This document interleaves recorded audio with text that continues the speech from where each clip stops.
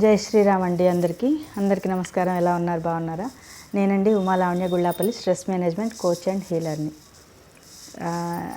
నా గురించి నేను తెలుసుకునే ప్రాసెస్లో ఇంకా ఇంకా ఇంకా నా గురించి నేను తెలుసుకోవడం అనేది చాలా సంతోషాన్ని ఇచ్చింది. ఎందుకు అంటే నా గురించి నేను తెలుసుకున్నప్పుడే నేను చాలామంది ఆడవాళ్ళకి సహాయపడగలను. ఎవరైతే స్ట్రెస్లో ఉంటారో వాళ్ళందరికీ సహాయపడడానికి ముందు నా గురించి నేను పూర్తిగా తెలుసుకోవాల్సి ఉంటుంది. కాబట్టి నేను ఈ వీడియోస్ అనేవి చేస్తూ ఉన్నాను. ఇంతకుముందు వీడియోలో నేను చెప్పినట్టు నేను చదువుకుంటూ ఉండగానే నాకు అంటే మా నాన్నగారు చనిపోవడం వల్ల పెళ్ళి చేయడం అనేది జరిగింది. ఇంతకుముందు వీడియోలో ఎంతవరకు చెప్పాను అంటే నేను చదువుకుంటూ ఉన్నాను, కాలేజీకి వెళ్ళేదాన్ని, ఇంటర్ డిగ్రీ అని చెప్పి చెప్పడం జరిగింది. అయితే మా నాన్నగారు నేను చదువుకునే టైంలోనే చనిపోయారు. అలా చనిపోయిన తర్వాత ఏమైందంటే 1 year లోపల అని నాకు పెళ్లి చేయడం జరిగింది. అది మాకు చుట్టాలే అవుతారు. మా పెద్దమ్మ వాళ్ళు, మేమందరం పెరిగిన చోట ఉన్న మా పెద్దమ్మను మా అత్తగారు ఇద్దరు మేనమామ పిల్లలు అనమాట. అందుకని మాకు చుట్టరికము అనేది చుట్టాలు అవుతారు వాళ్ళు, మా అత్తగారు వాళ్ళు. ఎంత చుట్టాలైనా ఎంత పరాయి సంబంధమైనా పెళ్ళైన తర్వాత కొన్ని రోజులు సెట్ అవ్వడానికి, వాళ్ళ ఫ్యామిలీ వీళ్ళ ఫ్యామిలీ సెట్ అవ్వడానికి ప్రతి ఒక్కళ్ళకి 4-5 ఏళ్ళు ఈజీగా పడుతుంది. అయితే నేను ఆ టాపిక్స్లోకి ఇప్పుడు వెళ్ళడం లేదు. అవి కూడా చెప్తాను, ఖచ్చితంగా చెప్తాను. అక్కడ పెళ్ళి అయిన తర్వాత కూడా స్ట్రెస్ రాకుండా ఉంటుందా? వస్తుంది, కంపల్సరీ ఎవరికైనా వస్తుంది. జీవితం అంతా స్ట్రెస్ ఉండకుండా ఎక్కడా ఉండదు. అది పెళ్ళి అయినా ఉంటుంది, పెళ్ళి అవ్వకపోయినా ఉంటుంది, చదువుకునేటప్పుడైనా ఉంటుంది, ఉద్యోగం చేసేటప్పుడైనా ఉంటుంది. ఇట్లా ప్రతి చోట స్ట్రెస్ అనేది ఉంటుందన్నమాట. అంటే స్ట్రెస్ అనేది మనం ఊపిరి ఎలా పీల్చుకుంటుంటామో, ఊపిరి ఎలా వదులుతుంటామో అలాగే స్ట్రెస్ వస్తుంటుంది. దాన్ని మనం బయటికి పంపిస్తూ ఉండాలి ప్రతిరోజు. లేదంటే అది ఒక నెగిటివ్ ఎనర్జీగా మారిపోతుంది. అది ముఖ్యంగా మగవాళ్ళల్లో కంటే కూడా ఆడవాళ్ళల్లో గనక ఆ స్ట్రెస్ ఎక్కువైపోయి ఉండిపోతే, వాళ్ళ మనసుల్లోనే ఉండిపోతే ఎంత దూరం వెళ్ళిపోతుంది, ఎంత నెగిటివ్ ఎనర్జీ స్ప్రెడ్ చేస్తారు అనేది రాబోయే వీడియోస్లో తెలుస్తుంది. అయితే ఇక్కడ నేను చదువుకోవడం ఆపేసింది కొంత, అదే పెళ్ళి అయిన తర్వాత కొంతకాలం నేను చదువుకు సంబంధించినవి, విద్యలకు సంబంధించినవి ఏవి నేర్చుకోవడం కానీ ఏం చేయలేదు. దాని తర్వాత నేను మళ్ళీ చదవడం మొదలుపెట్టింది. చదవడం అంటే ఏ కాలేజీకి వెళ్తేనే చదువు కాదు, విద్యలు చదువుకోవడం, నేర్చుకోవడం, జ్ఞానం తెచ్చుకోవడం, తెలుసుకోవడము అనేది నేను 2005 నుంచి మళ్ళీ మొదలు పెట్టడం జరిగింది. 2005 నుంచి నేను భక్తిపరమైనవి నేర్చుకుంటూ, తెలుసుకుంటూ, జ్ఞానాన్ని పొందుతూ రోజు ఒక క్రమశిక్షణగా నేను నేర్చుకోవడం అనేది జరిగింది. అయితే 2005 నుంచి 2009 వరకు ఒక రకమైన సాధనలో ఉన్నాను. అంటే పారాయణాలు, ఉపవాసాలు, నోములు, వ్రతాలు, తర్వాత సహస్రనామాలని లేదా భగవంతుడికి సంబంధించినవన్నీ ఆ 4-5 ఏళ్ళు ఎక్కువగా చేయడం జరిగింది. 2005 నుంచి 2009 దాకా 4 ఏళ్ళు. 2009 నుంచి నేను మళ్ళీ కొత్తగా అక్కడ కర్ణాటకలో ఉన్నప్పుడు ఏమైందంటే, శాస్త్రీయ సంగీతానికి సంబంధించినది కాకుండా పురంధరదాసు గారి కీర్తనలకి సంబంధించిన ఒక క్లాస్ అనేది నేను చేరడం జరిగింది నేర్చుకోవడం కోసం. నేను, నా ఫ్రెండ్ ఒక ఆవిడ ఉన్నారు. ఆవిడ నేను ఇద్దరం బెస్ట్ ఫ్రెండ్స్. చిన్నప్పుడెప్పుడో నాకు ఒక ఫ్రెండ్ ఉండేది బెస్ట్ ఫ్రెండ్గా. ఇంటరు ఆ టైంలో కూడా బెస్ట్ ఫ్రెండ్స్ ఉన్నారు. కానీ ఒక్కొక్క ఏజ్లో ఒక్కొక్కళ్ళుగా బెస్ట్ ఫ్రెండ్స్గా ఉన్న సమయంలో ఇప్పుడు ఒక పెళ్ళయిన తర్వాత పిల్లలు పుట్టిన తర్వాత నేను వెళ్ళిన కొత్త చోట కొత్తగా ఫ్రెండ్ అయిన వాళ్ళు ఒకళ్ళు ఉన్నారనమాట. ఆవిడ నేను ఇద్దరం కలిసి సాధన చేసేవాళ్ళం. పురంధరదాస్ గారి కీర్తనలు నేర్చుకోవడానికి వెళ్ళేవాళ్ళం. అదే టైంలో నేను రామదాస్ గారి కీర్తనలు, అన్నమాచార్యుల వారి కీర్తనలు కూడా నేర్చుకోవడము మొదలుపెట్టాను. అంటే వారంలో 2 రోజుల్లో 2 రోజుల 3 రోజులు అనుకుంటా పురంధరదాస్ గారి కీర్తనలు ఒక రోజో 2 రోజులో ఉండేది. ఇంకొకటి రామదాస్ గారి కీర్తనలు, అన్నమయ్య కీర్తనలకు సంబంధించినవి టీటీడీలోవి నేను నేర్చుకోవడం జరిగేది. టీటీడీలో ప్రతి ఆదివారము నేర్పిస్తూ ఉండేవాళ్ళు. నేను నేర్చుకొని పిల్లలకి నేర్పించేసేసేదాన్ని. నాకు ఈజీగా వస్తుంది కాబట్టి నేను నేర్చుకొని పిల్లలకి నేర్పించడం జరిగేది ఆ వారం అంతా. అట్లా పురంధరదాస్ గారి కీర్తనలు, రామదాస్ గారు, అన్నమయ్య గారు వీళ్ళందరికీ సంబంధించినవి టీటీడీలో నేర్పించేవాళ్ళు. అవి నేర్చుకోవడము, ఇలాగా వారంలో 2 సంకీర్తనలు నేర్చుకోవడము, అలాగే పిల్లలకి నేర్పించడం లాంటివి. అలాగే ఇల్లంతా పాడుతూ ఉండడము, వంట చేసేటప్పుడు పాడడము, తర్వాత ఇంట్లో కూడా సాధన చేస్తూ ఉండడము చేసేదాన్ని నేను 2009 ఆ టైంలో. అప్పుడు నేను ఈ పూజలను అయితే పూర్తిగా వదలలేదు. పూజలు చేసుకుంటూ ఉండేదాన్ని.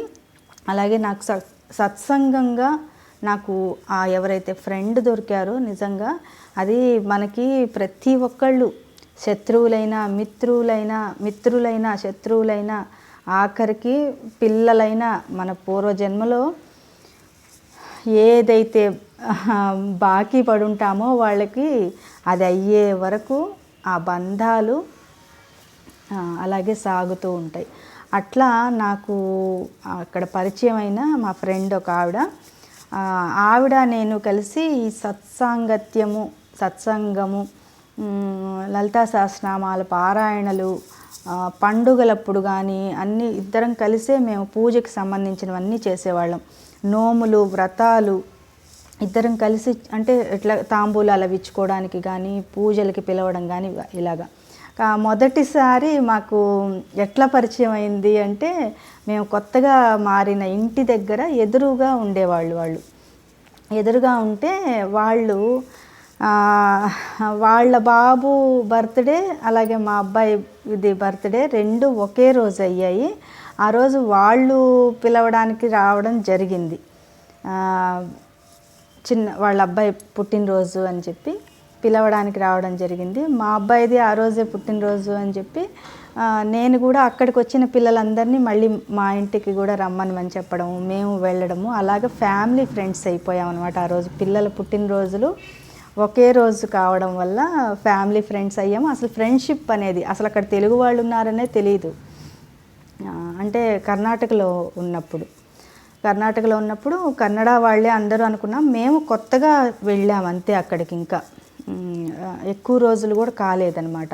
అందుకని ఇంకా ఎవరు తెలిసినా పెద్దగా ఎక్కడికి వెళ్ళేది పరిస్థితి ఉండదు కాబట్టి మాకు అలాగా వాళ్ళు పిలవడం వల్ల మేము కూడా వెళ్ళడము, అక్కడ పరిచయం చేసుకోవడము, మేము కూడా వాళ్ళని మా ఇంటికి పిలవడము, అలాగా ఒక ఫ్రెండ్షిప్ అనేది స్టార్ట్ అయిందనమాట. అయితే ఇది ఇప్పుడు చూసిన ఒక మైండ్ చెప్పేది ఏంటి అంటే, నేను ఆ ఫ్రెండ్ తోటి చాలా క్లోజ్గా ఉండేదాన్ని. ఒక ఓన్ సిస్టర్తో ఉన్నట్టుగా నేను ఆవిడతోటి ఉండగలిగేదాన్ని, మాట్లాడగలిగేదాన్ని. అంటే ఎంతవరకు అంతవరకే, నేను అయినా ఆవిడైనా పాపం క్లోజ్గా ఉండడము, పూజలకి అంటే పాజిటివ్కి సంబంధించింది మాత్రమే మా ఇద్దరి మధ్యలో ఉండేవి. అవి మాటలు కానీ, పనులు కానీ, చేతలు కానీ, గుడికి వెళ్ళడాలు, పిల్లల్ని తీసుకొని వెళ్ళడాలు, వాళ్ళ పిల్లలకి మా పిల్లలకి ఇద్దరికి మన ఇండియన్ కల్చర్ని అలవాటు చేయడము, వాళ్ళలో భక్తికి సంబంధించినవి చేయించడము, అలాగే పార్కులకి తీసుకొని వెళ్ళడము, అలాగే హంపి విరూపాక్షేశ్వర టెంపులు, అలాగే అక్కడంతా హంపి అంతా మొత్తం టూరిస్ట్ ప్లేస్ కదా, అట్లా తీసుకువెళ్ళడాలు, ఇలాగా పిల్లలకి నేర్పించడము. నిజంగా అక్కడ ఒక సత్సంగం ఎంత బాగా ఏర్పడిందంటే, మేమేమో అంటే మహిళలుగా ఉన్న మేమేమో పారాయణలు చేసుకోవడము, పూజకి సంబంధించినవి, భక్తితోటి బరువు తగ్గడం అనేది అక్కడ చేసాము. మేము ఇద్దరం కలిసి చేసాము. భక్తితో బరువు తగ్గాము. ఎందుకంటే ఎవరి కుటుంబాల్లో వాళ్ళకి స్ట్రెస్ రాకుండా అసలు ఉండదు ఏ మనిషికి కూడా. అందుకని వాళ్ళ ఫ్యామిలీలోకి సంబంధించిన పనికి సంబంధించిందైనా దేనికైనా స్ట్రెస్ రాకుండా ఆడవాళ్ళకి ఉండడం జరగదు. ఏ రోజుకి ఆ రోజు స్ట్రెస్ వస్తుందన్నమాట. అయితే మేము అక్కడ కూడా భక్తితోటే మా స్ట్రెస్ని తగ్గించుకున్నాం. భక్తితోటే బరువు తగ్గాం మేము అక్కడ కూడా వెంకటేశ్వర స్వామి గుడికి అది వెళ్ళడము, అలాగే ఇంక అక్కడ కొన్ని గుళ్ళకి వెళ్ళడము. ఏ మాసం వస్తే ఆ మాసంలో ఇట్లా కార్తీక మాసం అయితే కార్తీక స్నానాలకి వాటికి వెళ్ళడం, తుంగభద్రకి, అలాగే తుంగభద్ర డ్యామ్కి వెళ్ళడము, పిల్లల్ని తీసుకొని వెళ్ళడము. పిల్లలకి కావాల్సినవి అన్నీ మనము వాళ్ళని అంటే జ్ఞానానికి సంబంధించినది, భక్తికి సంబంధించినది వాళ్ళకి కూడా బయటకు తీసుకువెళ్ళడం వల్ల వాళ్ళల్లో ఉండే స్ట్రెస్ కూడా తగ్గుతుంది. కొంచెం ఆడుకుంటే అట్లా పార్కులో అదంతా ఆడితే, నవ్వితే, సంతోషంగా గడిపితే వాళ్ళ లోపల ఉండే స్ట్రెస్ అంతా బయటికి వెళ్ళిపోతుందని మేము అలా పనిగట్టుకొని, పనులు ఇంట్లో ఉంటూనే ఉంటాయి, ఎప్పుడు రెగ్యులర్గా పనులు జరుగుతూనే ఉంటాయి, మళ్ళీ వస్తూ ఉంటాయి అని అయినా కూడా సమయాన్ని కుదుర్చుకొని పిల్లల కోసము వాళ్ళకి కూడా ఆడుకోవాలి. వాళ్ళు ఆడుకుంటే కొంచెం వాళ్ళల్లో ఉండే ఏదైనా స్కూల్కి సంబంధించినవైనా ఇబ్బందులైనా అన్నీ పోతాయనే ఉద్దేశంతో తీసుకొని వెళ్ళడము. అదంతా అట్లా అయిన తర్వాత నా ఫ్యామిలీకి సంబంధించినవి నేను మళ్ళీ ఇంకా ముందు చెప్తాను. ఇప్పుడంతా నా కెరియర్కి సంబంధించినది చెప్తున్నాను. భక్తితోటి బరువు తగ్గడం అనేది నేను నా జీవితంలో ఎలా చేశాననేది చెప్తూ ఉన్నాను. ఇట్లా అక్కడ సంకీర్తనలు ఉన్నాయి, భక్తి ఉంది, శ్రవణము, కీర్తనము ఉంది. దాని తర్వాత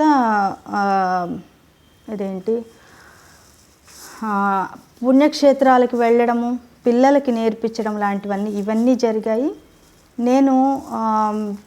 నేను కలిసి పారాయణలు చేసుకోవడం వల్ల మాకు కొంచెము బాగుండేది. మేమేం పర్సనల్ లైఫ్లో వాళ్ళ ఇంట్లో సమస్యలు, మా ఇంట్లో సమస్యలు తీసుకొచ్చి చెప్పుకోవడం అనేది అసలు ఎప్పుడు చేయలేదు. ఎప్పుడు చేసినా నవ్వుతూ పలకరించుకోవడము, నవ్వుతూ ఒకళ్ళకొకళ్ళు సపోర్టుగా ఉన్నాము అని చెప్పుకోవడము చేసేవాళ్ళము, చేస్తున్నాము కూడా. అయితే అట్లా ఆ ప్రాసెస్లో ముందు 2005 నుంచి విద్యలు నేర్చుకోవడం, భక్తికి సంబంధించిన విద్యలు నేర్చుకోవడం చేశాను.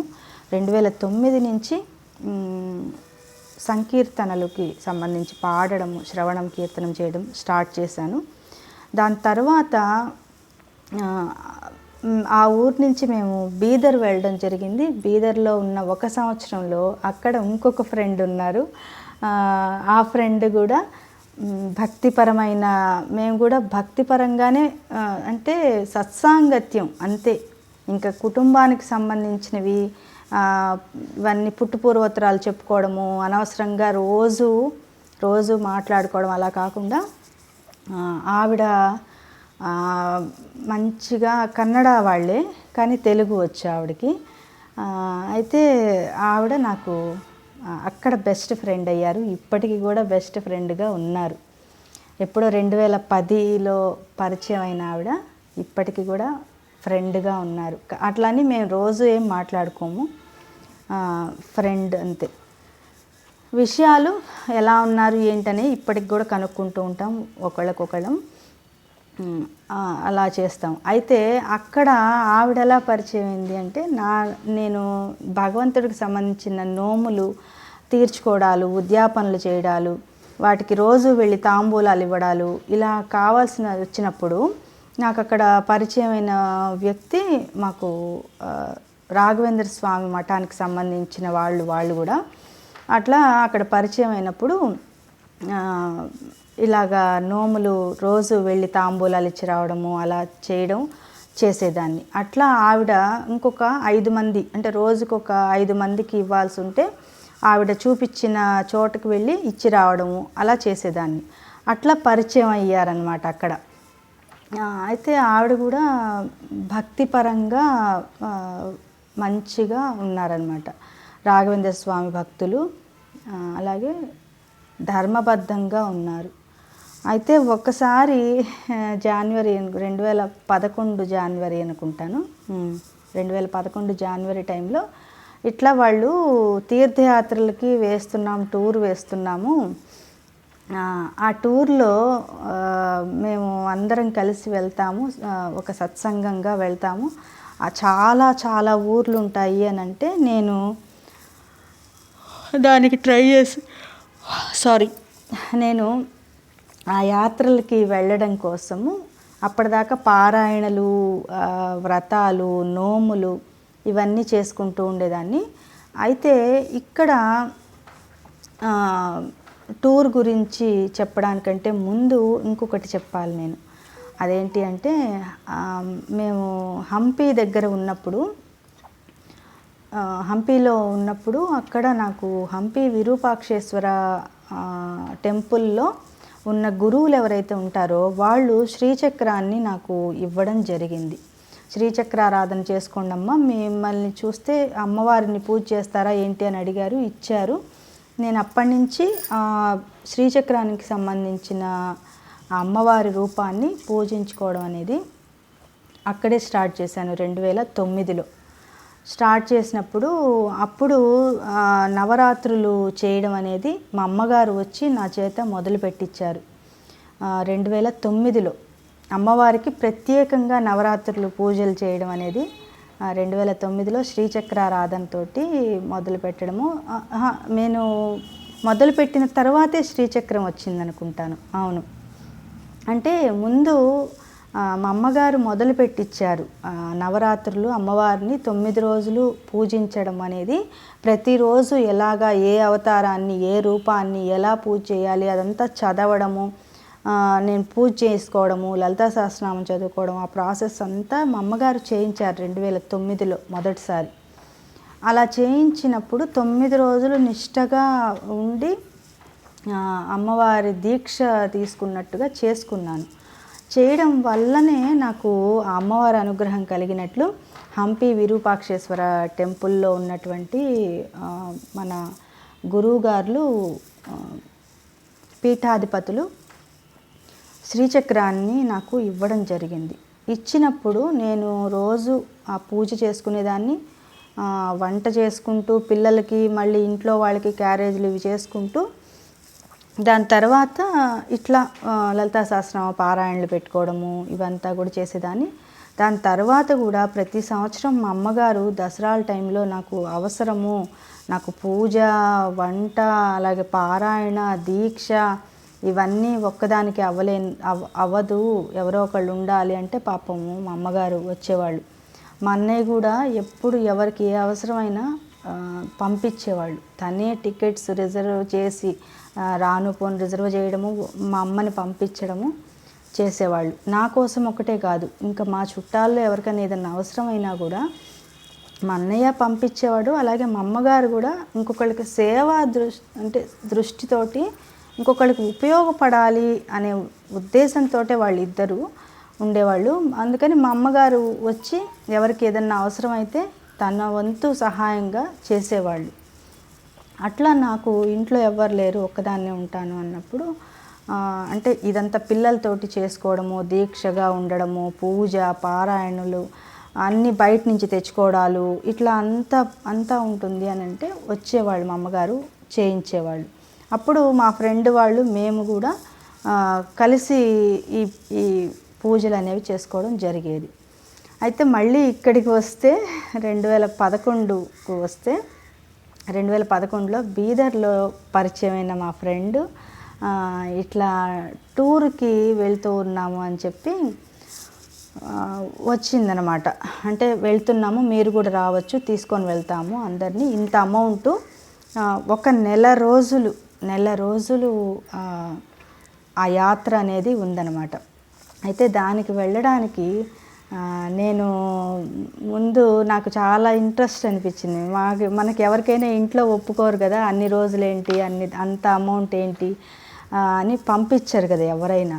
పిల్లలు, అందులో ఇంకా పిల్లలు చిన్న పిల్లలు ఉన్నారు, వాళ్ళని ఏం చేస్తాము, ఇట్లా ఇన్ని రకాలుగా ఆలోచించి నాకు అది మొదటిసారి అనమాట. అప్పటి నుంచి నేను ఏదన్నా మంచి వైపు వెళ్తే నాతో పాటు ఇంకా ఇంకా నాతో ఉన్న ఆడవాళ్ళని కూడా మంచి వైపుకి తీసుకువెళ్ళాలి అని మొదలుపెట్టిన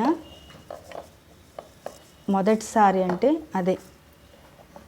నా వాళ్ళందరికీ నేను చెప్పి, నా దగ్గర వాళ్ళందరికీ నేను చెప్పి, ఇట్లా పుణ్యక్షేత్రాలకు సంబంధించిన టూర్కి సంబంధించినది ఉంది, రండి, ఇంత అవుతుంది అమౌంట్, అందరం కలిసి వెళ్దాము, కలిసి దర్శనం చేసుకొని వద్దాము అని చెప్పి చెప్పడం జరిగింది. నా దగ్గర వాళ్ళందరికీ ఫోన్లు చేసి మరీ డీటెయిల్స్ కలిసి వెళ్ళేసి వద్దాము. ఇది అందరి దగ్గర జరుగుతుందేమో కానీ నేనైతే అదే మొదటిసారి చేయడం జరిగిందనమాట. అందుకని బాగా గుర్తుంది. మా దగ్గర వాళ్ళందరికీ, మా కుటుంబ సభ్యులందరికీ ఫోన్లు చేసి ఇలా ఉంది, రండి వెళ్దాము అని చెప్పడం జరిగింది. దాని తర్వాత పిల్లలు చిన్న పిల్లలు, చాలా చిన్న పిల్లలు, మరి వాళ్ళకి ఎట్లాగా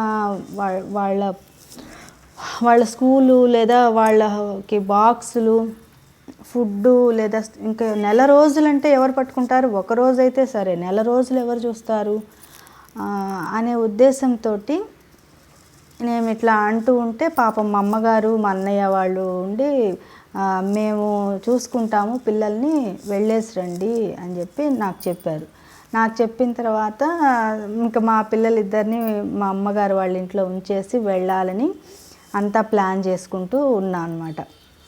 అయితే దాంట్లో బద్రీనాథ్, కేదార్నాథ్, ఇంకా మొత్తం అసలు చాలా ఊర్లు, పూరీ జగన్నాథ్, ద్వారక, అయోధ్య, అసలు చాలా ఉన్నాయి. లిస్ట్ అయితే 30 రోజుల్లో చాలా ఊర్లు ఉన్నాయన్నమాట. దాదాపు 60-70 ఊర్ల దాకా వెళ్ళాం మేము. రాష్ట్రాలు దాటి ఎటు వెళ్ళిపోయాము. అన్ని ట్రైన్స్ బుక్ చేశారు. ట్రైన్స్ లేని చోట బస్సు, కాశీలో ఉన్న టెంపుల్స్, ఇట్లా ఇంకా చాలా ఉన్నాయి అసలు. అది 2011లో. అది జనవరి నుంచి మొదలు పెడితే మేలో ఆ టూర్ అనేది ఉందన్నమాట. ఇంకా జనవరి నుంచి 4 monthsలో ఇంకా అందరికీ ఫోన్లు చేయడం, తెలిసిన వాళ్ళకి అందరికీ చెప్పడం, మీరు రండి అని చెప్పి చెప్పడం అనేది జరిగింది. అక్కడ ఎలాంటి స్వార్థము లేదు, దానిలో ఎలాంటి ఇది లేదు. ఒక్కటే ఉద్దేశం ఏంటంటే, నేను మంచి దారిలో వెళ్తున్నాను కాబట్టి నా చుట్టూ ఉన్న వాళ్ళకు కూడా ఆ విషయం చెప్పాలి అని మొదటిసారిగా నాకు అనిపించినది. మామూలుగా వేరు, మనం అక్కడికి వెళ్దాం, ఇక్కడికి వెళ్దాం, ఆ గుడికి వెళ్దాం, ఈ గుడికి వెళ్దాం అని. కానీ మొదటిసారి ఒక పెద్ద యాత్ర గురించి నేను మాట్లాడుతున్నాను. దాని గురించి చెప్పినప్పుడు కొంతమంది రావడం జరిగింది. కొంతమంది మా కుటుంబ సభ్యులే, మా రిలేటివ్స్లోనే రావడం జరిగింది. అందరం కలిసి 5 members అయిపోయాం. అంతా అయిపోయిన తర్వాత ఇంకా లాస్ట్లో మళ్ళీ మా అమ్మగారు కూడా వస్తే బాగుంటుందేమో అని మళ్ళీ అందరు అడిగారు. ఇంకా మా అన్నయ్య కూడా వెళ్ళి రమ్మని చెప్పి, పిల్లల్ని ఇంతమందిని పట్టుకోవడం కష్టం అవుతుంది అని అన్నా కూడా మా వదినను మా అన్నయ్య ఇద్దరు సపోర్ట్ చేసి, పిల్లల్ని మేము చూసుకుంటాం జాగ్రత్తగా, మీరు వెళ్ళిరండి అని అప్పుడు మాకు వెళ్ళడానికి అవకాశం వచ్చింది. ఎందుకంటే ఇంట్లో మగవాళ్ళ ఒక్కళ్ళ దగ్గర వదిలిపెడితే పిల్లలకి కావాల్సిన ఫుడ్డు అవన్నీ కూడా అన్ని రోజులు చూసుకోలేరు కదా. అందుకోసము అట్లా ఇంకా మా అన్నయ్య వాళ్ళ ఇంట్లో వదిలిపెట్టి మా అన్నయ్య వదిన చూసుకుంటారు అని చెప్పి మా అమ్మగారిని కూడా కలుపుకొని అంతా మా అన్నయ్య కట్టాడు. పాపం మా అమ్మగారికి సంబంధించినవి ఏవి అస్సలు మొత్తం మా అన్నయ్యే పే చేసి తీసుకొని రిజర్వేషన్లు అన్నీ చేయించడాలు చేసి మరీ పంపిస్తాడు. ఎవరికన్నా ఏదన్నా అవసరం వచ్చింది అన్నా సహాయం చేయాలి, సేవ చేయాలనే ఆలోచనతోటి మా అమ్మగారు వెళ్ళినా కూడా ముందే వాటికి సంబంధించిన రిజర్వేషన్లు కానీ అవన్నీ మా అన్నయ్య చేసేవాడు. అట్లా అప్పటికప్పుడు మళ్ళీ మా అమ్మగారు రావడం జరిగింది. దాంట్లో భాగంగా మా చిన్నబ్బాయికి సంబంధించినది కూడా, చిన్నబ్బాయి ఇంకా మరీ చిన్నపిల్లాడు అనని ఇంకా ఆ అబ్బాయిని కూడా మేము తీసుకొని వెళ్ళడం జరిగింది. ఒక 30 రోజులు యాత్ర అది.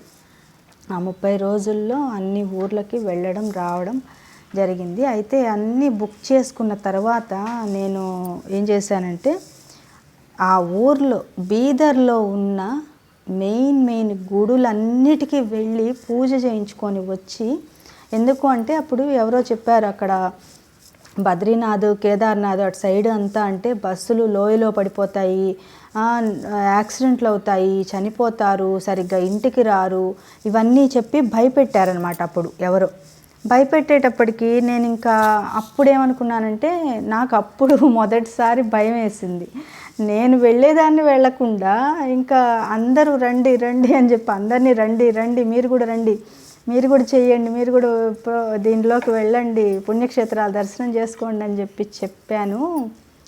అక్కడ తీరా చూస్తే ఇట్లా బస్సులు యాక్సిడెంట్లు అయిపోవడాలు ఇవన్నీ జరుగుతాయి అని అన్నప్పుడు కొంచెం భయం వేసింది. ఇంకా ఇంట్లో మావారు కూడా అదే అన్నారు, అదే అరిచారు, ఎందుకు నువ్వు అందరినీ అని చెప్పావు, వాళ్ళ ఇంట్లో వాళ్ళు నిన్ను తిట్టరా, నువ్వు ఎందుకు అట్లా చెప్పావు అందరికీ, వాళ్ళ ఇంట్లో వాళ్ళు ఒప్పుకుంటారో లేదో, వాళ్ళకి ఇబ్బంది అవుతుందో లేదో, డబ్బుల పరంగా నెల రోజుల పరంగా అక్కడ తీరా చూస్తే అంత పెద్ద యాత్ర, అక్కడ ఏదన్నా ఇది ఇట్లా ఉంటే ఎట్లా అని చెప్పి మాకు ఇంట్లో కూడా అక్షంతలు పడితే అప్పుడు ఇంకా నేనేం చేశానంటే ఇంకా నాకు తెలిసింది ఒక భక్తి తప్పితే నాకు ఇంకేమీ తెలియదు. ఒక స్వామి పాదాలు పట్టుకోవడం తప్పితే ఇంకా ఏమీ తెలియదు. బీదర్లో ఉన్న నరసింహస్వామి దగ్గరికి వెళ్ళి చెప్పుకున్నాను, దండం పెట్టుకున్నాను, మొక్కుకున్నాను. అక్కడ ఉండే మెయిన్ గుళ్ళన్నీ కూడా వెళ్ళి దండం పెట్టుకొని, ఇలా నన్ను నమ్మి వస్తున్నారు వాళ్ళు, ఎవరైతే వస్తున్నారో మా కుటుంబ సభ్యులే, మా ఫ్యామిలీ మెంబర్సే, నా చుట్టాలు, వాళ్ళు భక్తితోటి నా మీద నమ్మకంతో వస్తున్నారు.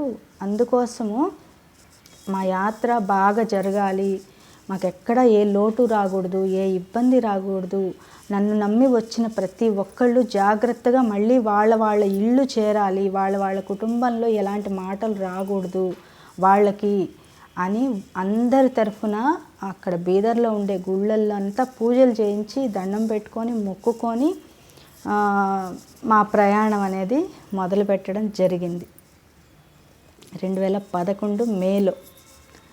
అప్పుడు భక్తి ఆ రకంగా ఉందన్నమాట. అయితే అప్పుడు ఇంకా అట్లా వెళ్ళి 30 రోజులు మేము వెళ్ళేసి రావడం జరిగింది. అంతా బాగా జరిగింది. మా పిల్లలు కూడా, పెద్ద అబ్బాయి మా అన్నయ్య వాళ్ళ ఇంట్లోనే ఉన్నాడు, చిన్న అబ్బాయి మాతో పాటు వచ్చాడు. మేము ఎవరైతే వెళ్ళామో మేమందరం ఆ అబ్బాయిని, చిన్న అబ్బాయిని జాగ్రత్తగా చూసుకుంటూ వెళ్ళాము, వచ్చాము. అది అయిన తర్వాత నా ఈ కెరియర్కి సంబంధించిన భక్తి, నా కెరియర్ అంటే నా భక్తే, ఇంకేమీ లేదు. నాకు వచ్చింది ఏంటి? భక్తి చేయడం. భక్తి చేయడం అంటే ఏంటి? భక్తిని కలిగి ఉండడం, అంతే, ఇంకేమీ రాదు నాకు.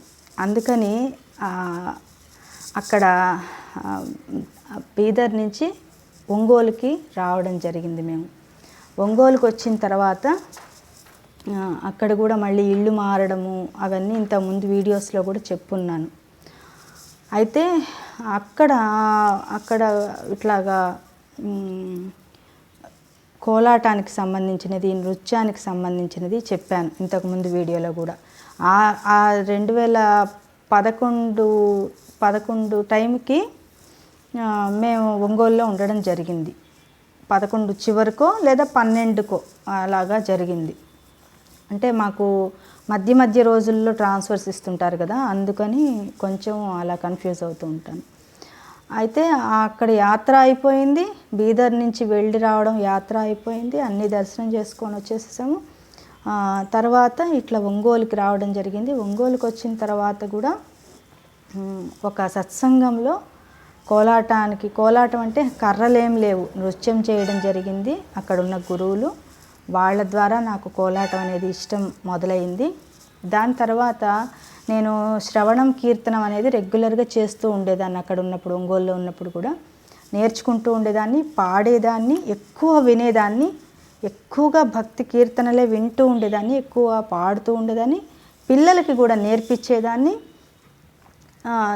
దీని తరువాత మొదలైందే ఈ ఏదైతే నృత్యం చేస్తున్నారో వాళ్ళు కృష్ణ భక్తిలో నృత్యం చేస్తూ ఉన్నారో ఆ నృత్యంకి నేను కనెక్ట్ అవ్వడం జరిగింది. ఆ టైంలోనే తిరుప్పావైకి సంబంధించిన వ్రతం, శ్రీవ్రతం అంటారు కదా, తిరుప్పావై వ్రతాన్ని నేను చేయడం జరిగింది 2011 నుంచి. అయితే తిరుప్పావైది మొదలుపెట్టింది 2011, 12 ఆ టైంలోనే 11లోనే అనుకుంటా మొదలుపెట్టి చేస్తున్నప్పుడే నాకు ఈ కోలాటానికి సంబంధించిన, నృత్యానికి సంబంధించినది ఆ కృష్ణ భక్తి అనేది నా చెవుల ద్వారా మళ్ళీ వెళ్ళి ఇక్కడ నిలబడింది. మళ్ళీ కృష్ణ భక్తి మళ్ళీ కొత్తగా, అంటే 2009లో ఏమో సంకీర్తనల రూపంలో ఆయన మళ్ళీ వచ్చాడు, నా చెవుల ద్వారా, నా నోటి ద్వారా వెళ్ళి నా హృదయంలో నిలబడిపోయాడు కృష్ణుడు. ఎందుకంటే పురందరదాస్ గారి కీర్తనలు విష్ణుమూర్తికి సంబంధించినవి, అన్నమాచార్యుల వారి కీర్తనలు విష్ణుమూర్తికి సంబంధించినవి, రామదాసు గారి కీర్తనలు విష్ణుమూర్తికి సంబంధించినవి.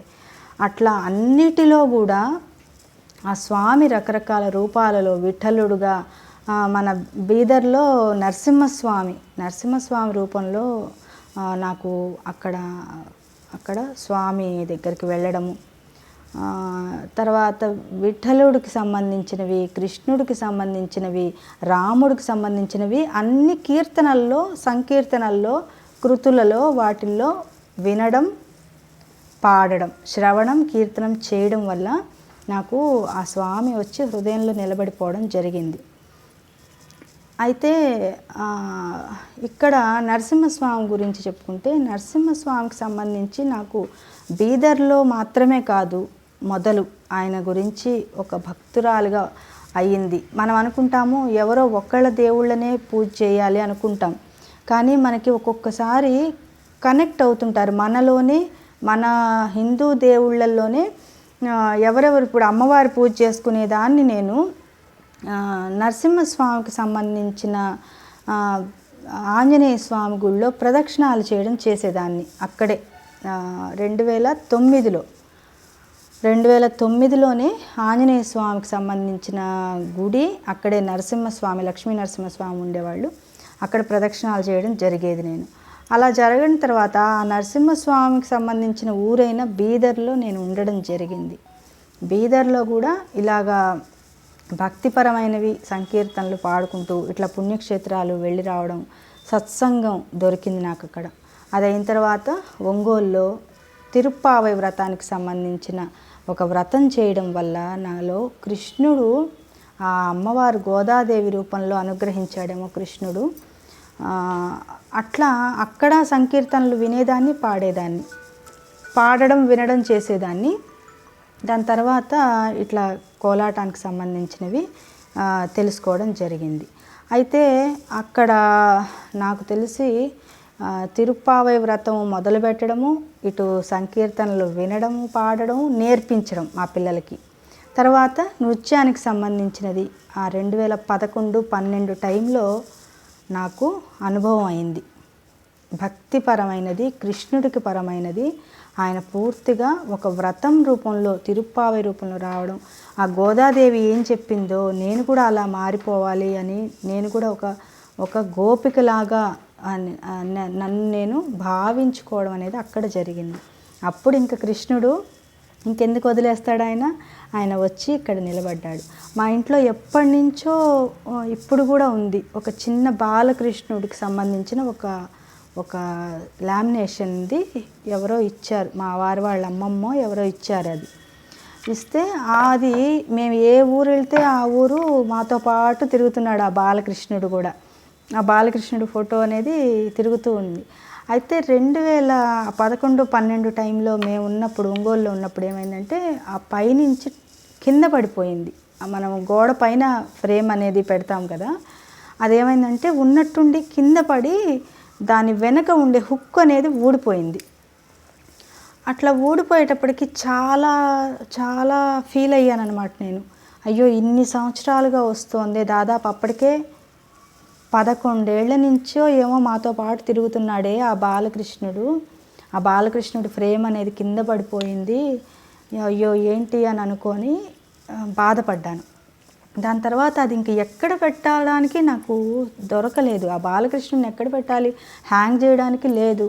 ఇంక ఎక్కడ అనేది తెలియక ఒక ఒక ఒక గట్టులాగా ఉంటే ఆ గట్టు మీద పెట్టి ఇంకా ఆయనకు అలంకారం చేయడం, పూలమాలలు వేయడము, పూలు పెట్టడము, తులసి మాలలు వేయడము, తులసి సమర్పించడము అనేవంతా కూడా ఆ స్వామిని తీసుకొచ్చి నట్టింట్లో కూర్చోబెట్టి ఆహ్వానించినట్టుగా వచ్చాడు ఆయన బాలకృష్ణుడు. ఆ బాలకృష్ణుడు అట్లా వచ్చేటప్పటికి అప్పుడు చాలా సంతోషం అనిపించింది. నేను పాడడము, అలాగే పిల్లలకి నేర్పించడము, తిరుప్పావై వ్రతం చేయడము, చేస్తూ ఉండడము. అలాగే నేను నవరాత్రులు కూడా మానుకోలేదు. నవరాత్రుల్లో అమ్మవారి పూజను మాత్రం మానుకోలేదు, చేస్తూ ఉన్నాను. ఈ సంకీర్తనలు, శ్రవణము, కీర్తనంతో పాటు నా భక్తిపరమైనవి పారాయణలు ఇవి రెగ్యులర్గా జరుగుతూ ఉండేవి. అయితే ఈ తిరుప్పావై వ్రతం చేస్తున్నప్పటి నుంచి ఆ కృష్ణుడు అనే ఆయన వచ్చేసి హృదయంలో నిలబడిపోయాడు. ఇంకప్పుడు కోలాటానికి సంబంధించినది తెలిసి, కోలాటం అంటే కర్రలేం లేదు, బృందావనము, కృష్ణుడు, కృష్ణ భక్తి, గోపికలు అని చెప్తూ నృత్యం చేశారు కొంతమంది స్వాములు. చేస్తే అక్కడ వాళ్ళు చెప్పింది ఒకటే మాట, అది నాకు ఇప్పటికీ కూడా నాకు అదే నిలబడిపోయింది తలలో. ఆయన పురుషోత్తముడు, అసలు ఉన్న పురుషుడు అంటే ఒక్కడే, మనం అందరం స్త్రీలమే అనని ఆయన చెప్పారు. ఒక ఆయన స్వామి అంటే దేవుడి రూపంలో పురుషుడు ఆయన, మనం అందరం స్త్రీలం. కృష్ణుడు ఆయన, మనం అందరం గోపికలం. ప్రతి ఒక్కళ్ళు ఆయన భర్తగా కావాలి అనే మగవాళ్ళైనా, మన భూమి మీద కనిపించే మగవాళ్ళైనా ఆడవాళ్ళైనా ఒక భార్య రూపంలో ఆ స్వామిని కీర్తించాలి, ఇష్టపడాలి, భక్తి చెయ్యాలి అని ఆ రోజు చెప్పడం జరిగింది. అందుకని నాకు ఇంకా ఆ రోజు నుంచి మైండ్లో ఎలా ఉందంటే, ఒక వ్యక్తులం అంతే మనం, అంతేగాని ఆడవాళ్ళు మగవాళ్ళు అనే తేడా లేదు. మనకి కనిపించడానికి ఆకారాలు లేదా డ్రెస్సులు కానీ అసలు పురుషోత్తముడు ఆయన ఒక్కడే, మనం అందరము స్త్రీలమే అని ఆ స్వామి చెప్పినది నాకు తలలో అలా నాటుకుపోయిందనమాట. దాని తర్వాత బృందావన లీలలు, రాసలీలలు, కృష్ణుడికి సంబంధించిన ఆ నృత్యము ఇదంతా చెప్తున్నప్పుడు నేను కూడా లీనమైపోయి నేను కూడా వెళ్తే బాగుండు, కోలాటం చేస్తే బాగుండు. అసలు మధుర వెళ్ళాలనిపించింది. అప్పుడు మధుర వెళ్ళి రావాలనిపించింది. అట్లాంటి టైంలో ఈ తిరుప్పావై చేస్తున్న టైంలో, అన్నమయ్య కీర్తనలు సాధన చేస్తున్న టైంలో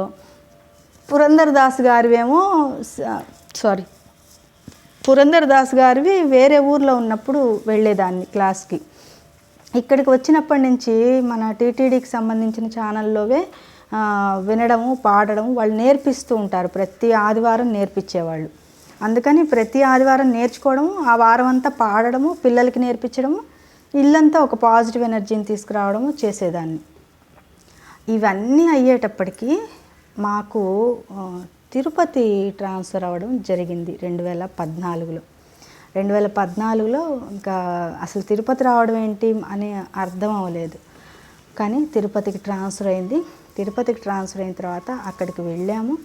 అక్కడ అందరూ ఒక్కొక్కళ్ళు పరిచయం అవ్వడం జరిగింది, సత్సాంగత్యం జరిగింది.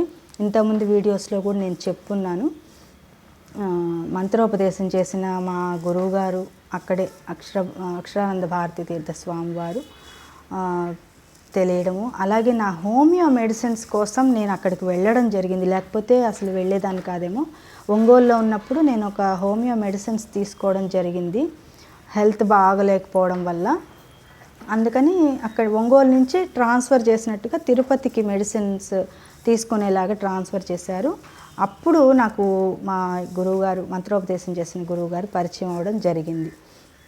వారి ద్వారానే అక్కడ మెడిసిన్ ఇచ్చే మా గురువుగారు, మెడిసిన్ ఇచ్చే గురువుగారు, డాక్టర్ అంటే వైద్యో నారాయణో హరిహి అన్నట్టు ఆయన కూడా గురువే కదా. ఆ మందులు పంపిస్తూ ఉంటే మేము అది తీసుకుంటూ ఉండబట్టే కదా ఆరోగ్యంగా ఉంటున్నాం. అందుకని వారు కూడా గురు సమానులు. ఇట్లా అక్కడ గురువుగారు, మంత్రోపదేశం చేసిన గురువుగారు, మాకు హోమియో మెడిసిన్ పంపించే గురువుగారు, ఇలాగా అక్కడ పరిచయం ఏర్పడింది. అంటే ఆ పూజకి సంబంధించిన, భక్తికి సంబంధించినవి, హోమాలు, మంత్రోపదేశాలు ఇవన్నీ చేసిన గురువుగారి పరిచయం అవ్వడం జరిగింది. అక్కడ నేను ఆ భక్తిని అక్కడ మళ్ళీ వెళ్ళి అక్కడ ఆ రూపంలో భక్తిని చేయడం అనేది చేసేదాన్ని. అక్కడే నేనెవరు రమణ మహర్షి నేనెవరు, రమణ మహర్షి ఫోటో నేనెవరు అనేది రాసి ఉండేది. అది చూసి చూసి చూసి తలలో ఇంతకీ నేనెవరిని, నేను అసలు ఎవరిని అంటే నాకు సమాధానం దొరకలే. అప్పుడు రమణ మహర్షి భక్తి, అక్కడ అభిషేకాలు ఇవన్నీ చూశాను, మంత్రోపదేశము, హోమాలు, భక్తులు రావడము, ప్రసాదాలు, రకరకాల ప్రసాదాలు పెట్టడము, అక్కడే హోమియో మెడిసిన్ తీసుకోవడము ఇవన్నీ చేసేవాళ్ళము. కానీ ఆ బోర్డు మాత్రం రమణ మహర్షి ఆయన రాసిన నేను ఎవరు అనేది మాత్రం నాకు ఇంటికి వెళ్ళినా కూడా పదే పదే అదే అనిపిస్తూ ఉండేది. అక్కడికి కూడా నేను పిల్లల్ని తీసుకువెళ్ళేదాన్ని. నేను వెళ్ళే ప్రతి చోటికి నా పిల్లల్ని తీసుకొని వెళ్ళేదాన్ని. నేనే కాదు, ఎవరైనా తల్లి అంతే. కాకపోతే నా గురించి నేను చెప్పుకోవాలి కాబట్టి నేను మాత్రం పిల్లల్ని ఎక్కడా వదిలిపెట్టలేదు. వాళ్ళని ఒక భక్తిపరమైన మార్గంలో తీసుకొని వెళ్ళడం అనేది బలవంతంగా కాదు కానీ ఒక మంచి సదుద్దేశంతో తీసుకొని వెళ్ళడం జరిగేది. వాళ్ళ చేత హోమాలు చేయించడము, వాళ్ళ చేత అంటే ఆ ప్రాంగణము అలాంటివన్నీ వాళ్ళ మైండ్లో రికార్డ్ అయితే ఫ్యూచర్లో మన భారతీయ సంస్కృతికి సంబంధించిన సాంప్రదాయాలకు సంబంధించినవి పిల్లలకి రావాలి అంటే మనం పెద్దవాళ్ళు అయిన తర్వాత కాదు, చిన్నపిల్లలుగా ఉన్నప్పుడే నేర్పించాలనే ఉద్దేశంతో నేను అలా నేర్పించడం జరిగింది. అయితే అక్కడ నుంచే మొదలన్నమాట నా జీవితం మొదలు. నేను అక్కడ నుంచే అప్పుడు తెలుసుకున్నాను. నేను గత 5 సంవత్సరాలుగా 2009 నుంచి 2014 దాకా నేను ఇట్లా సంకీర్తనలు పాడాను కదా. ఓకే, నేను సంకీర్తనలు, సంగీతం అంటే నాకు ఇష్టము. అంటే వాళ్ళు ఏదైతే రమణ మహర్షి దగ్గర నేను ఎవరు అని అయితే చదివానో దానిలో చూసుకుంటే నేను ఎవరు అని తెలుసుకునే ప్రయత్నంలో నాకు తెలిసింది ఏంటంటే నేను సంగీత పరంగా వెళ్తే సక్సెస్ అవుతాను. సంగీతాన్ని నాకు ఇష్టమైనది ఏంటి అని చూస్తే సంగీతం, పాడడం, ఇవి రెండు ఇష్టము అనని నేను అప్పుడు మళ్ళీ సంకీర్తనలు ఇంకా ఎక్కువ పాడేదాన్ని. అంతకుముందు ఏంటి, ప్రతి ఆదివారము నేర్చుకోవడము, పిల్లలకి నేర్పించడం చేసేదాన్ని. దాని తర్వాత మా పిల్లల్ని వేరే మేడం దగ్గర చేర్పించడం జరిగింది. అక్కడ వాళ్ళు నేర్చుకునే సంకీర్తనలు కూడా నేను మళ్ళీ పాడించవలసి వచ్చేది, ఇంట్లో రివిజన్ చేయించవలసి వచ్చేది, శాస్త్రీయ సంగీతము అలాగే సంకీర్తనలు. అందుకని అవి నేను కూడా పాడవలసి వచ్చేది. అట్లా పాడడమే కాకుండా ఇంకా మంచి కృతులు, సంకీర్తనలు అన్నీ నోట్ చేసుకోవడము, ప్రాక్టీస్ చేయడము, పాడడము ఇవన్నీ ఎక్కువగా చేసేదాన్ని తిరుపతిలో.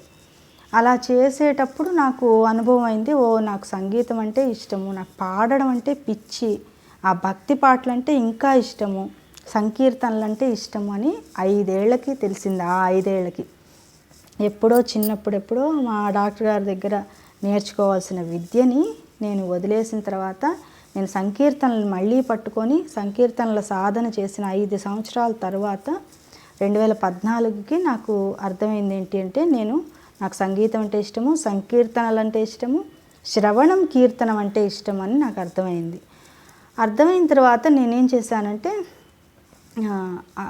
ఏదైనా కూడా నాకు ఏదైనా మంచిది అని తెలిసినప్పుడు నా చుట్టూ ఉన్న వాళ్ళని కూడా అక్కడికి తీసుకువెళ్ళాలనేదే సదుద్దేశం నాది.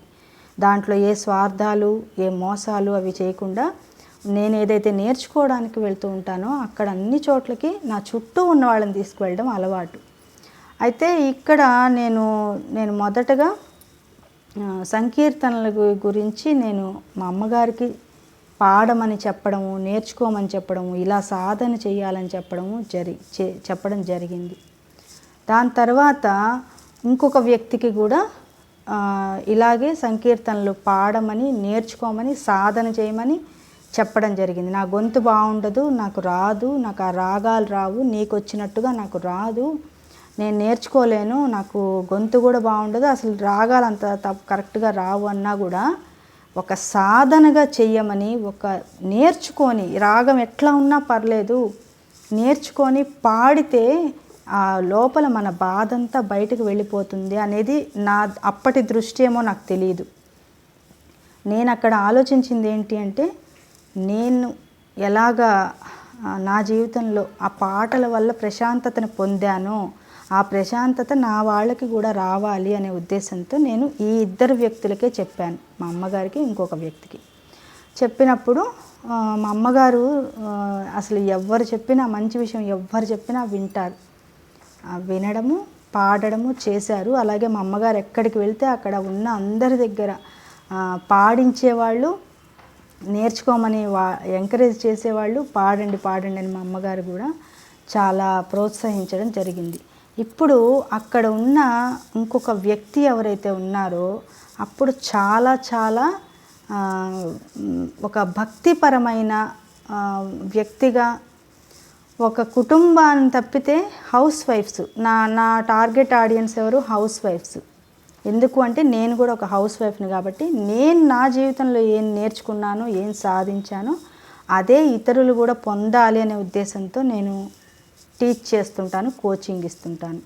అప్పుడు ఆ 2014 టైంకి నేను కోచ్నని నాకు తెలియదు. నాకు తెలిసింది 2025లో నేను ఒక కోచ్నని తెలిసింది. కానీ నేను ఆ 2014 నుంచే నాకు తెలియకుండానే ఒక సేవా భావంతో అయితే చేస్తున్నాను. ఎవరైతే గృహిణులు ఉంటారో, హౌస్ వైఫ్స్గా ఉంటారో, వయసు భేదం లేకుండా, వయసు తేడా సంబంధం లేకుండా అందరికీ ఆ ప్రశాంతత కలిగించాలి, సంగీతంతో ప్రశాంతత కలిగించాలి అనేది నా ముఖ్య ఉద్దేశం. అందుకని అందరికీ నేను ఇదే చెప్పాను, శ్రవణం కీర్తనం రాసుకోండి, సంకీర్తనలు పాడండి, బయటికి రానిండి. ఆ గొంతు బయటకు ఎప్పుడు వస్తుందో ఆ లోపల నుంచి బాధలన్నీ పోతాయి, అప్పుడు వాళ్ళకి ప్రశాంతత కలుగుతుంది అనే సదుద్దేశంతో నేను ఎక్స్పీరియన్స్ అయ్యాను, నాకు అర్థమైంది అని చెప్పడం మొదలుపెట్టిన తర్వాత తను కూడా ఇంకొక వ్యక్తి కూడా చేసేవాళ్ళు, అప్పుడప్పుడు పాడడం అవి చేసేవాళ్ళు. ఇప్పుడు మేము ముగ్గురము నా పిల్లలకి నేను ఇంట్లో పాడించడము, నా ఫ్యామిలీని చూసుకోవడము, మా భర్తకి టెన్షన్ రాకుండా ఇంట్లో ప్రశాంతంగా ఉండేలాగా, పాజిటివ్ ఎనర్జీ వచ్చేలాగా నేను పాడడము, ఇవన్నీ చేసుకున్నాను. కానీ నా కుటుంబంలో ఇంకా ఉన్న నా వాళ్ళ కోసము మా అమ్మగారికి అలాగే ఇంకొక వ్యక్తికి కూడా నేను చెప్పడం జరిగింది. ఇదే టెక్నిక్ సేమ్. ఎందుకు అంటే వాళ్ళకి కూడా ప్రశాంతత ఉండాలి, మనకి స్ట్రెస్ రాకుండా ఎవ్వరికీ ఉండదు, వచ్చిన దాన్ని పోగొట్టుకోవాలి, లేకపోతే అది తలలో అట్లా ఆగిపోతుందనే ఉద్దేశం అప్పుడు ఉంది. అంతేగాని ఇంత క్లారిటీ లేదు.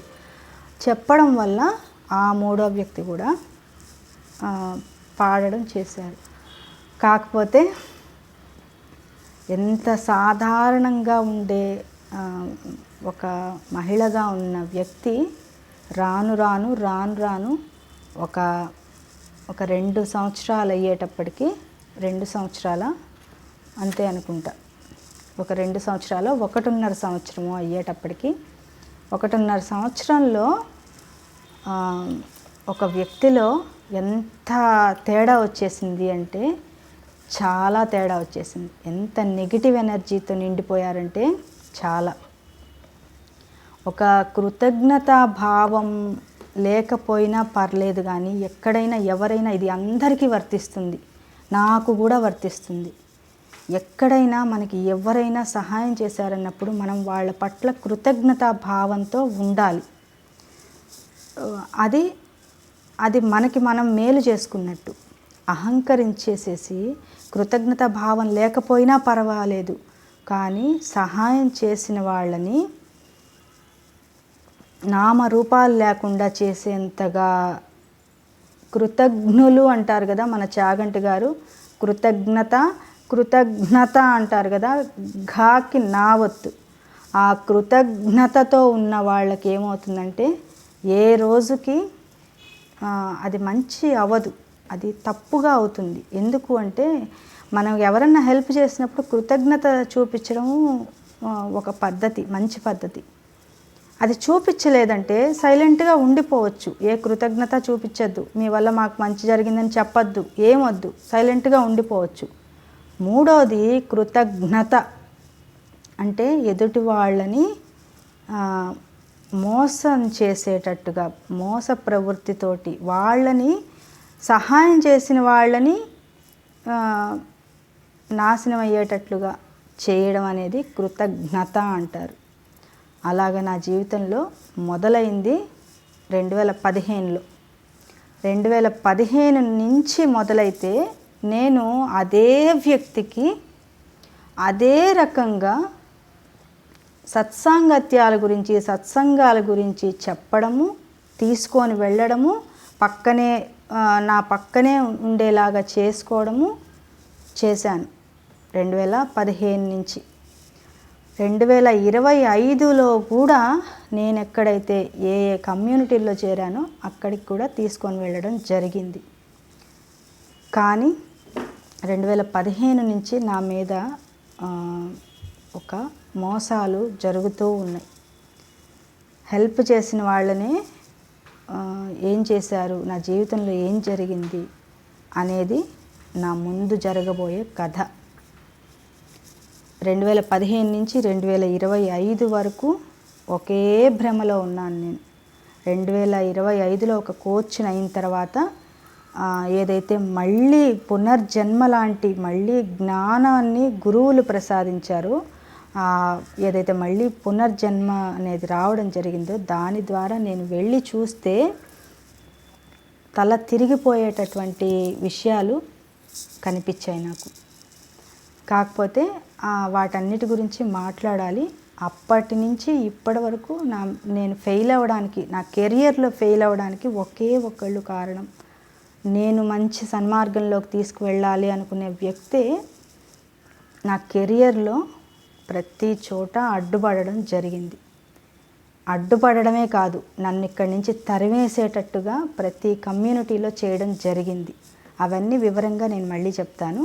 కాకపోతే ఇప్పుడు అసలు ఏం జరిగింది అంటే, ఇన్నేళ్ల నుంచి ఏం జరిగింది అంటే, నేను భగవద్గీత సమయంలో శ్రీకృష్ణ భగవానుడు అలాగే అర్జునుడు మధ్యలో నిలబడి ఈ యుద్ధం నేను చేయను కృష్ణ, నా వల్ల కాదు అని చెప్పిన ప్రాసెస్ అంతా నా జీవితంలో ఇప్పటి వరకు నేను వీడియోలు తీయడం జరిగింది.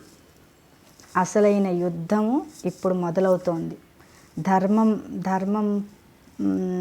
ధర్మ యుద్ధం అనేది ఇప్పుడు మొదలవబోతోంది. దీనికి మీ అందరి బ్లెస్సింగ్స్ నాకు కావాలి. ఎందుకు అంటే, యుద్ధం చేయడం అంటే మన పైన మనమే యుద్ధం. ఆత్మ ఒకటి చెప్తుంది, మనసు ఒకటి చెప్తుంది, శరీరం ఒకటి చెప్తుంది, బుద్ధి ఒకటి చెప్తుంది. ఈ నాలుగిటికి సంబంధించిన యుద్ధం అనేది అర్జునుడు మొదలుపెట్టిన యుద్ధంతో సమానం. ఎందుకు అంటే, ముందు ఏదైతే భగవద్గీత చెప్పడం కోసము ఆ మధ్యలో ఆపేస్తాడు కదా స్వామి కృష్ణుడు. ఆ కృష్ణుడు ఆపేసినప్పుడు ఏం జరిగిందో బాధపడము ఇవన్నీ చేశాడు కదా అర్జునుడు. ఇప్పటిదాకా నేను అదే చేశాను. ఇప్పటివరకు అన్ని వీడియోస్లో నేను అదే చేశాను. అసలైన యుద్ధం చేయడం అనేది ఇప్పుడు మొదలు కావాలి. ఎందుకంటే నేను ఇప్పుడు మాట్లాడబోయే విషయాలు మామూలు విషయాలు కాదు. మామూలు వ్యక్తిగా నాకు తెలిసే విషయాలు కాదు. ఒక స్ట్రెస్ మేనేజ్మెంట్ కోచ్ అండ్ హీలర్గా మాత్రమే నేను తెలుసుకున్న విషయాలని నేను ఇంకా రాబోయే వీడియోస్లో మాట్లాడబోతున్నాను. అందుకోసం మీ అందరి బ్లెస్సింగ్స్ ఖచ్చితంగా కావాలి నాకు. ఎందుకంటే ఈ జీవితం అనేది సమాజ సేవకి ఉపయోగపడాలి. ఇప్పుడు ఖచ్చితంగా నాలాంటి ఆడవాళ్ళు ఎవరు ఉంటారో వాళ్ళందరికీ నేను ఉపయోగపడాలి.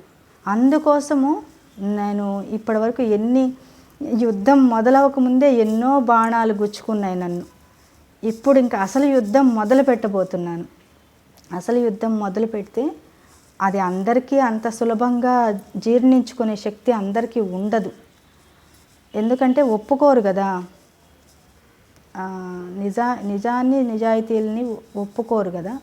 అందుకని నేను ఏదైతే మొదలు పెట్టబోతున్నానో అదే నిజమైన అసలైన యుద్ధం నాతోటే నాకు. అందుకోసము నేను ధైర్యంగా ముందుకు వెళ్ళడానికి మీ అందరి బ్లెస్సింగ్స్ కావాలండి. ఇది ఈరోజు వీడియో. ఇంకా ముందు వీడియోస్ అనేవి నేను నెమ్మదిగా అమ్మవారు ఏ జ్ఞానం అయితే ఇస్తుందో అది మాత్రమే నేను చెప్తాను. తల్లిదండ్రుల ఆశీస్సులు, గురువుల ఆశీస్సులు లేకుండా నేను ఇక్కడ దాకా అయితే రాలేకపోయేదాన్ని. ఒక హౌస్ వైఫ్గానే మిగిలిపోయి ఉండేదాన్ని. కానీ ఇప్పుడు నా తల్లిదండ్రులు గురువుల ఆశీస్సులు నాకు దొరికాయి కాబట్టి నేను ఈ రకంగా వచ్చి వీడియోస్ అనేవి తీసుకోగలుగుతున్నాను. ఇదండి ఈరోజు వీడియో. సర్వే జనా సుఖినో భవంతు, లోకా సమస్త సుఖినో భవంతు. ఓం శాంతి శాంతి శాంతి. సర్వం శ్రీకృష్ణార్పణమస్తు. ధన్యవాదాలండి. జై శ్రీరామ్.